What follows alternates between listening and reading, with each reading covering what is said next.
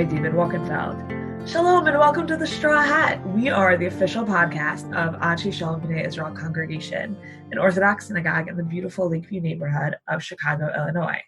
This past week and going forward, we're actually kind of a Zoom Orthodox synagogue happening virtually due to the spread of the coronavirus and our concerns for everyone's health and safety. But somehow we managed to throw together a podcast episode anyways for you. So we really hope you enjoy it. It'll have two main discussion areas.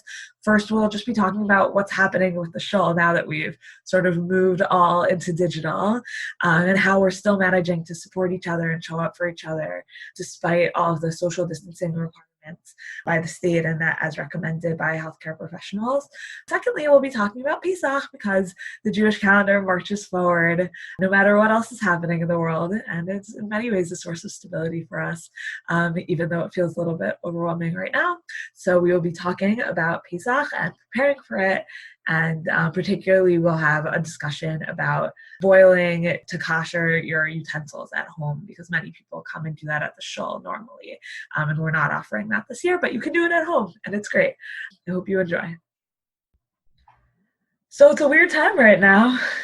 It is a weird time right now. We're recording this on Sunday, March 22nd, which is 9 days since the shul was shut down, and yes, 3 days since the state was shut down by order of the governor, or the governor announced the shutdown of the state, and here we are. We're recording. Let's explain how we're recording this. We're not in Schlensky Studios. We're recording this. I guess you are, right? You're in Schlensky. I was here collecting photos for...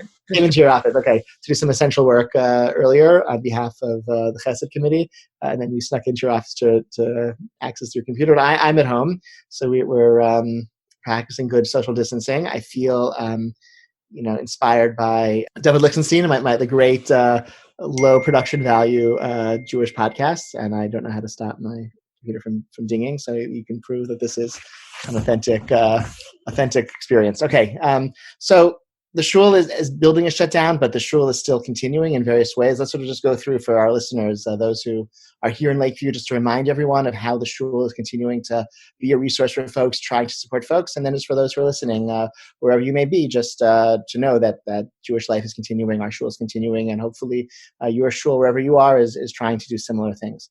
Let's just list a few things.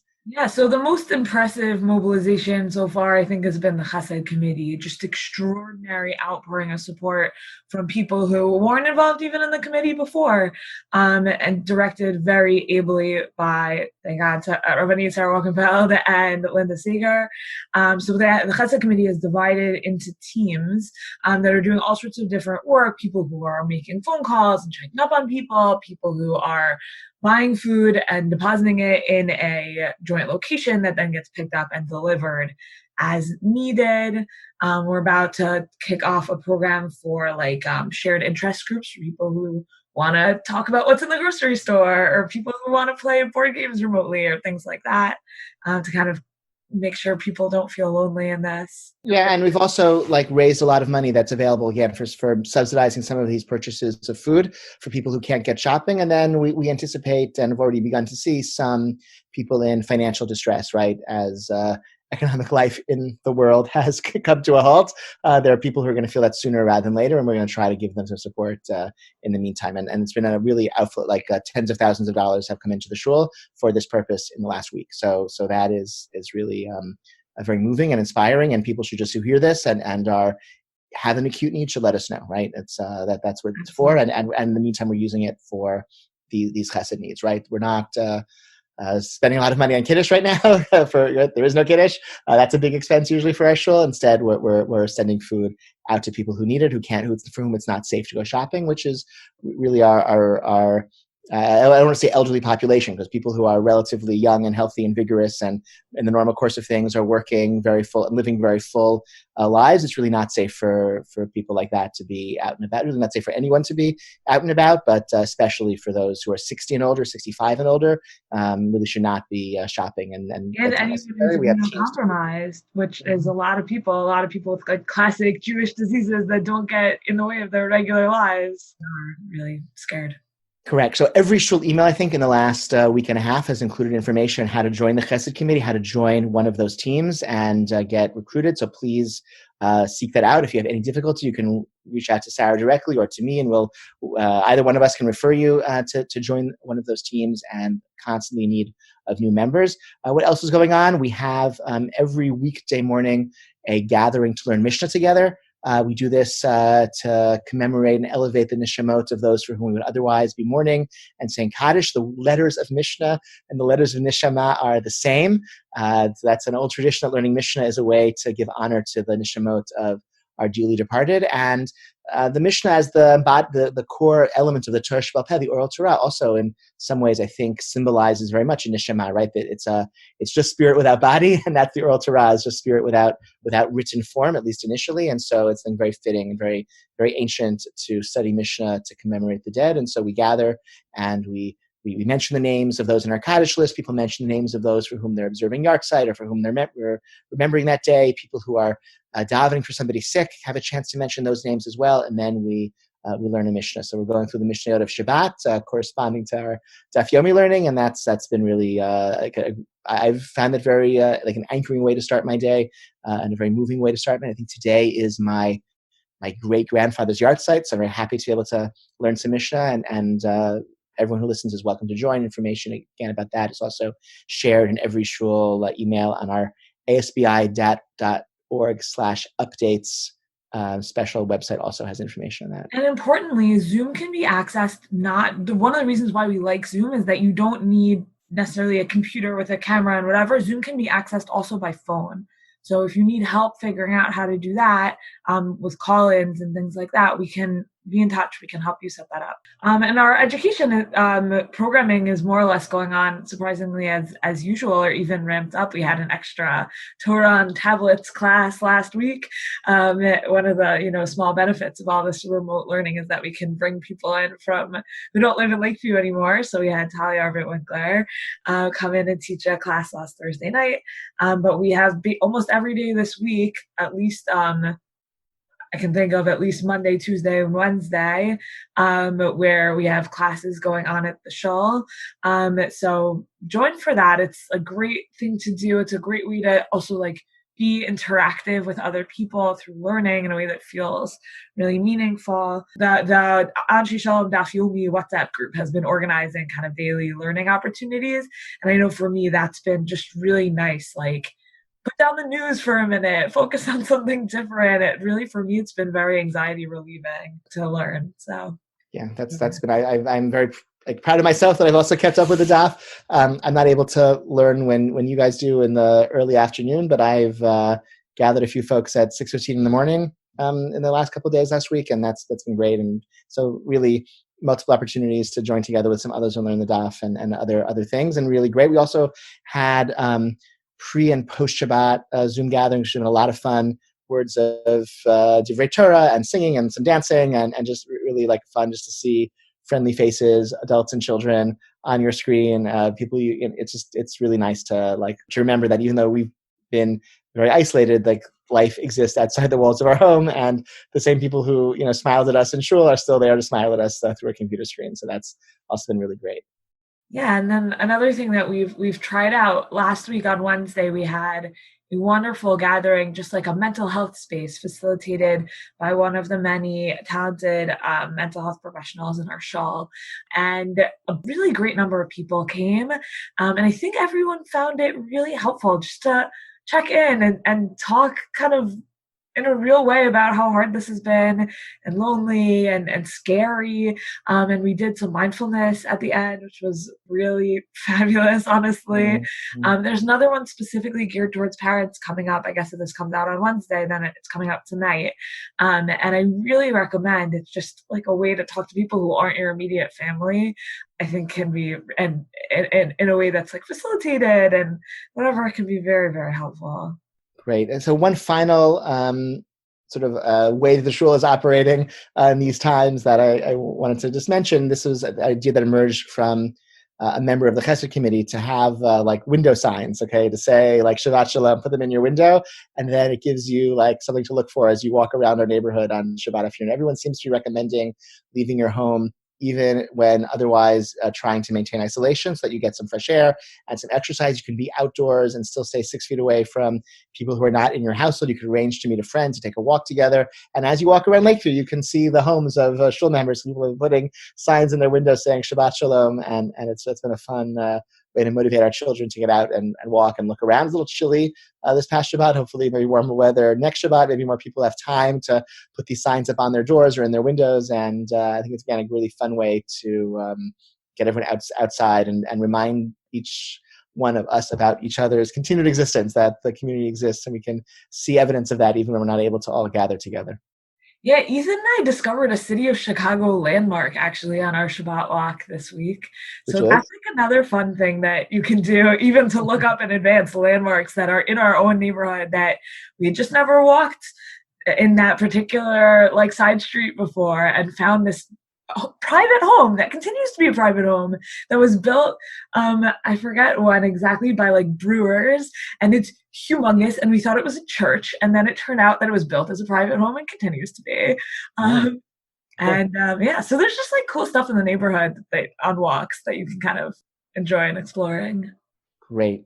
So just first, a final message before we're going to talk about Pesach in a bit, but just wanted to just emphasize, everyone is hopefully hunkering down and staying safe, keeping themselves safe, and also keeping others safe, right? And really, some of us feel the risk more acutely. Some of us maybe don't feel the risk as acutely because we're relatively young and healthy. But first of all, even young and healthy people can really be hit hard by this disease. And second, there are people who, if they're hit hard, will be in a much more vulnerable situation. We're staying healthy so we don't spread this disease to them.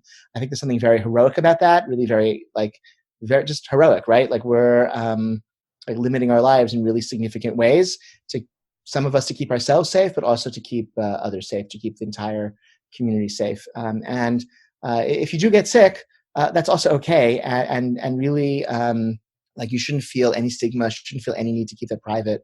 I would encourage people to just be really open about their own health, because I think, so talk about myself, like as people in my closer and closer circle became sick with COVID-19, it became much more real for me and helped motivate me to practice the appropriate safety measures to protect my family and protect the community. And so if you get sick, let people know so that they can take proper precautions. They can be inspired by your example. Oh, this is real. Okay. I think there's something, it's going to feels a lot more real when we know people who've been impacted. And so if you have the ability to make this real for someone else, unfortunately, by getting sick yourself, just I think let people know. I think that's really great. And kind the of other, a public health. yeah, and not just for public health reasons, but also because we want to daven for you. Yeah. This is a serious thing, and what we do for each other when people are sick is we check in and we keep you in mind, and we believe in divine intervention. And so if you let us know, then the community can really mobilize in that way. I know when there was illness in my family in the past, knowing that so many people were keeping us in mind, it really helped. It helped just our state of mind, and obviously on a spiritual level, in all sorts of ways. So that's just something we can offer too. Indeed. Should we talk about Pesach? Yes. Okay. Pesach is still coming. There have been, despite the requests, no Adar Sheni, it seems, no Pesach Sheni. We're going to have to celebrate in the real day of Pesach. And this is a really unusual, uncomfortable way to celebrate Pesach. Pesach is all about the intergenerational sharing of a story, about families coming together around good food, around grandparents and grandchildren and friends and neighbors, and space at the table for everyone, and Eliyahu Hanavi and whoever takes Eliyahu Hanavi's seat that particular year, just opening our doors. And in order to keep everyone safe, we really need to keep our doors shut and stay with our households this year. I think public health experts are pretty explicit and unanimous in offering that advice, and I think the Jewish perspective is to take that type of guidance really, really seriously. And that's going to lead us for Pesach that might be really no other Pesach we've experienced. And hopefully no other Pesach we'll have to experience ever again, but we will need to do it for this year. And the shul has begun to mobilize to help people do that, to celebrate Pesach in a way that you never didn't think you would have to, and hopefully will never have to again. So let's sort of like just go through like what are we sent out some documents we saw over on Friday. If you haven't yet read them, go back and read them. We have a site on our website, asvi.org/Pesach, I believe is the site where you can find all of this information. Let's sort of go through what are we offering this year. We have so every year we offer our laws and customs document. This year we updated it particularly just to reflect like what tefillah will look like over Pesach, and then also that we're not having shul boil-a-thons this year. We couldn't figure out how to do those in a way that would be safe given what we know about this virus. So we have much more expanded guidance there about how to kosher, how to take your regulars for things that you can kosher it in any way, how to do that at home. Yeah. So I think like and you can all read those documents and get those documents. And if you have questions after reading those documents, circle back to us or wherever you are, ask your local Orthodox whomever for guidance, or if you wherever you live after reading those documents. I'd say like sort of like the from 30,000 feet. I think the main advice that we're trying to offer is like pare down and focus on basics. And this is a year to avail yourself of like leniencies that exist in halakha that you might not want to avail yourself of under ideal circumstances. Most particularly, maybe in a normal year, your kitchen gets entirely or mostly converted for kosher Pesach cooking and food preparation. That's really not necessary. You need enough of your kitchen to be prepared for kosher Pesach cooking, just enough to make the food that you are going to eat or the members of your house that are going to eat. If you live alone and you know how much you're going to need to eat and cook over the course of Pesach, so that's how much of your kitchen needs to be kosher Pesach. You can take your chametz regular items and just close them up in your cabinets and clear off a corner of your counter, and that's you kosher, and that's what you do all your Pesach food preparation. The rest is just sealed off, and you sell it. If you've been strict in the past about not selling chametz over Pesach or only selling certain types of non-Pesach foods before like this is the year. Like this is what Mikra Chametz was for. Okay, this is the type of emergency situation for which this institution, Mikra Chametz, selling Chametz to a Gentile, was created for. And avail yourself of that option a year like this one. And the shul forms are already live, and we're receiving submissions. And like sell your Chametz. You can stockpile as everyone's doing, or as you feel is going to be useful and prudent, and then just sell your Chametz. And just one shelf of your refrigerator is all you need to have for Pesach. Maybe one corner of your kitchen is all you need for Pesach, and then focus, and from there you can build outwards. Obviously, do more if you have time for more, if you have the energy for more, if you'll need to cook more for the needs of your household, so do so. But this doesn't have to be the year where you do your normal like entire transformation of your kitchen if that's not going to be the type of Pesach that you're going to need to cook for and eat for. Yeah, so to facilitate that, we created a second document, which is called the Minimalist's Guide to Passover and the Seder. And that guide tries to outline, like, really, what does it look like to only do, this much of your fridge, this much of your counter, this much of your sink. If you've never, ever made Passover at home before, it has a list of kind of, here's the basic things: one burner, one pot, one set of knives, forks, spoons, kind of that level of guidance. So I would definitely check out that document or share it to people who are very anxious because they've always gone to their parents or they always go to their children or whatever for Passover. Yeah, absolutely. And again, the document's there. If you read it and you have questions, follow up with us. We have enough days before Pesach. You can send us an email. We'll get back to you, or call and text. We'll get back to you and we'll work this out. Okay. Like I understand, like this is a big challenge for people. And this is really sad. It's sad for parents and grandparents who will be alone and not with their children and grandchildren. It's sad for young people who won't be with their parents and grandparents and will otherwise be alone. That's a sad situation. It's not how Pesach was meant to be. It's not how Pesach should be, but it seems to be how Pesach has to be this year. And again, I think it's a very heroic dynamic, but spending Pesach by yourself is really not the most tragic possible outcome. And we're doing this in order to avoid much, much more tragic outcomes. And so really encourage everyone to muster the courage to kind of take this on. And we're here to support you as you do that. We're also organizing subsidized meals, right? You can the Seder to go is something that the shul is offering together with Zelda's Catering. And again, that information was also widely shared. I think other congregations across the world are doing similar things, and like, don't feel you have to cook it all yourself. If you're able to have outside food, catered food, do so. And that's subsidized as well for those who need that financial help to make that possible. But like, we're all going to get through this together, just separately, okay? Not together. Normally we get through this together by opening our homes. Today we're getting through it together, opening our hearts and just sharing our sympathy and our compassion with those who have to be alone, and offering that encouragement to those who are doing so. And listen, like, also it's a 3-day Yom Tov at the beginning of Pesach, which is a long time. And if you are like really worried about your mental health status to get through that, mental health is a serious thing too, come and talk to us about it. We can help you navigate strategies, or maybe there's other ways to do things that will work better for you. So really, like, reach out individually if that is something that you feel like will be an issue for you. Just Yeah, worth I mean, it. I want to say that's always true for every piece of religious guidance that Of any of course. us, any rabbi, whatever anyone says. Like, if you have individual circumstances where that makes this advice not the right advice for you, so reach out and we'll figure out a strategy that is ideal for you, and we'll work that out. That's like sort of always true, especially under these really emergency situations, these new situations. We'll get through it. Yeah, absolutely. So I did just want to talk about this one piece of to go back to koshering utensils, because Yeah. it's a little bit complicated. There's some utensils you can kosher, some utensils you cannot kosher. And we do try and spell it out in the laws and customs document, but I thought we could just talk about it a little bit. So Rabbi Wolkenfeld, do you want to give like a general Torah overview to how this works?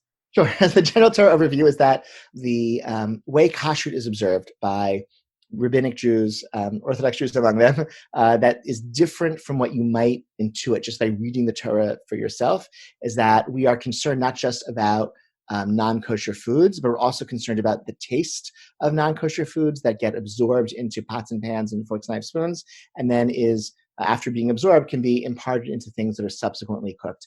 This is hard for us to understand because most of our modern alloys don't really do this in a perceptual way. But if you cook something in a cast iron pan, the next thing you cook in that cast iron pan will taste like that prior thing. It is a thing that exists in physics, in nature, in chemistry, whatever. It exists. You can sense it if you use a cast iron, like a pre-modern alloy, like iron. Okay, if you cook something on cut an onion on a wooden cutting board, and then you cut an apple, that apple will taste like onion. Okay, so Even with stainless modern steel. stuff, the Tupperware I grew up with, if you had tomato sauce in there, it was pink for life. Correct. Exactly. So so we do perceive somewhat in some of our materials, we do perceive this belia and this absorption into the walls of things. And that's a major concern for kashrut in general throughout the year, and especially on Pesach. So the rabbis understood that the same mechanism by which something could be absorbed, so too it's expunged. Okay. So that means that if a utensil is used when cooks with it, it's used in a boiling kind of fashion. The cooking is with using a liquid medium of one kind or another. Then whatever taste is absorbed can be expunged also through a liquid medium. So a pot or any type of a ladle or a spoon that goes into liquids as part of that cooking process, the way to kosher it is to put it into boiling water, immerse it into boiling water. If it's too big to be immersed itself, you can boil water inside the pot, and then you just put like a rock in or something or some other item into the pot, and then the water overflows just a little bit, and then that's how you get the outside of the pot also just momentarily in contact with boiling water. When that happens, that absorbed taste, that chametz taste, is expunged from the walls of the pot, and then it will not get reabsorbed in a way that would be problematic for Pesach because it hasn't been used for 24 hours. And then that pot is kosher for Pesach, and then you can use it again for immersing your silverware and your kiddush cup, anything of that sort. But it can't be used for koshering things that are used to cook without a liquid medium. So a classic example, baking sheet or a skewer, something which is used as part of the cooking process, but it's in direct contact with food without any liquid medium as well. Maybe a non-stick frying pan would also might be in that category. Like a regular frying pan, you put water or oil or something on the bottom that may count as a liquid medium, but a frying pan that's used without a liquid medium because it has a non-stick coating, that would be something else you couldn't kosher through immersion in boiling. And there are ways to kosher such things at extreme high heats with a blowtorch or an oven at very high heats. It might not be, this might not be the year to do that, Yeah. but reach out if it's really important. But generally, like baking sheets and skewers can't be koshered. Nonstick frying pans can't be koshered. We also don't kosher things that have lots of like very intricate joints, I'd say, and Right. Anything with crevices and cracks. cracks. Yeah. Yeah. So that could be like something made of metal, but with multiple pieces that are screwed together, where there's a seam where you really can't get it perfectly clean. Or it could also be something cracked, like, A lot of plastics, like they yeah, just end yeah, up with cracks in them, or it's like pieces put together. Like, oh, someone asked me today about a food processor. yeah, yeah, exactly. Yeah. Our food processor, like just, plastic is very durable, but not without wear and tear. And you see those cracks, they can't really be quite as clean as you would want for Pesach. So those probably shouldn't be kosher to immersion. And yeah. The other main thing, so there's different kinds of materials, obviously.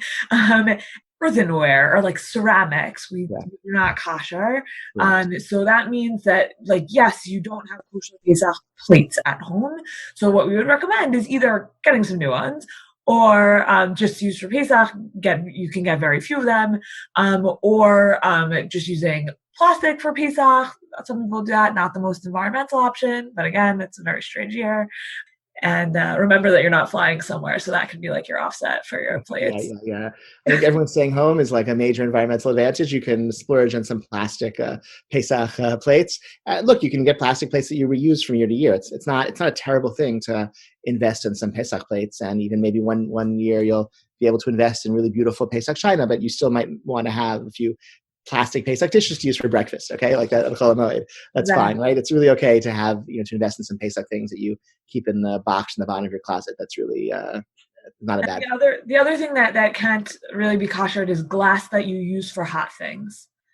So if you have glass cups or teacups or something like that, so we would say not to kosher those. Correct, correct. But glass that you use for juice really is fine. Growing up, we used old yahrzeit candle containers for glasses. I think some people hear that and think that's really creepy. Other people hear that and think this is what we did also. You should maybe ask your father, maybe see if he's done research on this.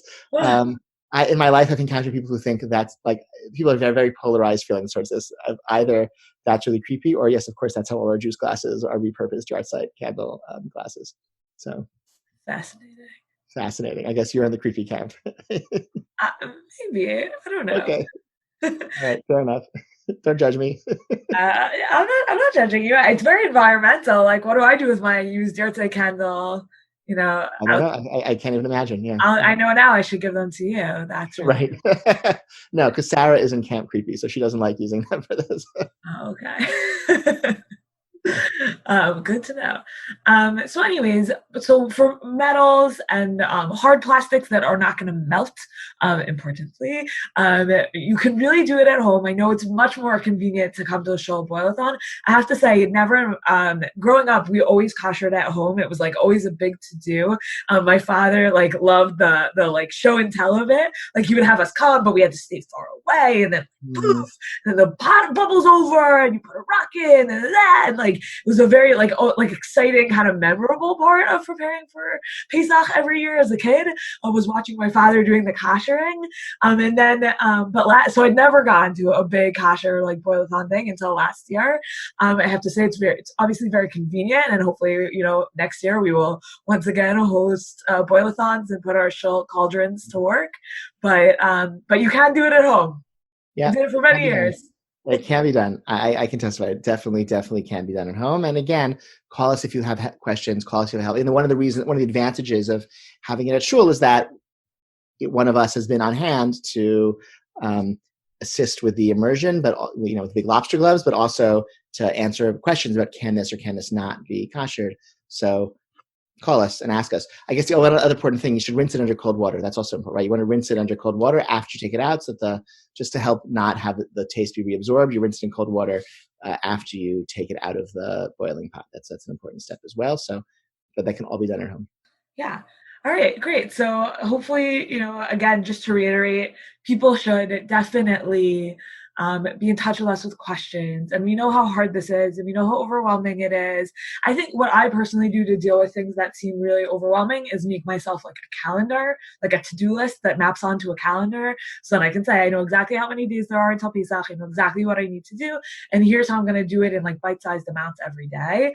And that really helps. I know also you might say, oh, it's not Pesach unless I have this specific food. And sometimes there are certain food items right now that are not so straightforward to get. And I think that's another piece that's that could be hard. But also like most foods can be replaced with other foods. If you can't find something that you feel like is essential for some reason, be in touch with us, and we can try and help you brainstorm. And also on Thursday night, there's a Q&A with Rabbi Wolkenfeld about any questions you have about Pesach already now, and we'll make sure to continue to do those as we get closer and more questions come up in your preparations. Right. The advantage of having it earlier is that if I don't know the answer, I can have time to research it, right? Whereas if it's closer to Pesach, you're more likely to be out of luck if I don't know the answer offhand. So ask questions sooner. As soon as you have them, ask them so that I can research if I need to. Yeah. Okay. So everyone stay strong. Call your neighbors if you haven't seen someone in a while. If you miss smiling at someone in shul, reach out to them. The shul directory is available to all members via the website. You just need to log in and really just be in touch with people. It's really, really important. Those same people who get a smile from you every week in shul, they still want that smile from you. You want it back from them. So I think that's one of the most important things everyone can do. Be gentle with yourself. I think everyone responds differently. I definitely, one of our children is a little bit more introverted, and he admitted that I think the hardest part for him is that he has to share the apartment with the rest of us. Okay, I think, but everyone responds differently, and different things will be differently hard for different people. And just try to be patient and kind to yourself and to those you share a home with and those who you interact with in all sorts of ways. And slowly, day by day, we'll get through this, and I think we'll be a lot stronger afterwards. And it'll be so joyful to come back together in real life after this is over. Yeah, can't wait. All right, take care. Thank you so much for listening to this week's episode of The Straw Hat. As always, thank you so much to our producer, Haley Leventhal. The podcast stands strong through thick and thin, even in pandemics, apparently. And thank you to Haley for figuring out how we can make this happen. We haven't missed an episode in a year, and I guess we don't plan to come pandemics or high water or whatever. If you like what you hear, as always, please feel free to send us a note, an email, a voice note. We love hearing from you. And if you didn't like what you had to hear, you can throw that into your boiling pot of water that you're using to kosher your Pesach utensils. Have a wonderful week. Take care of yourselves, everyone. We miss you.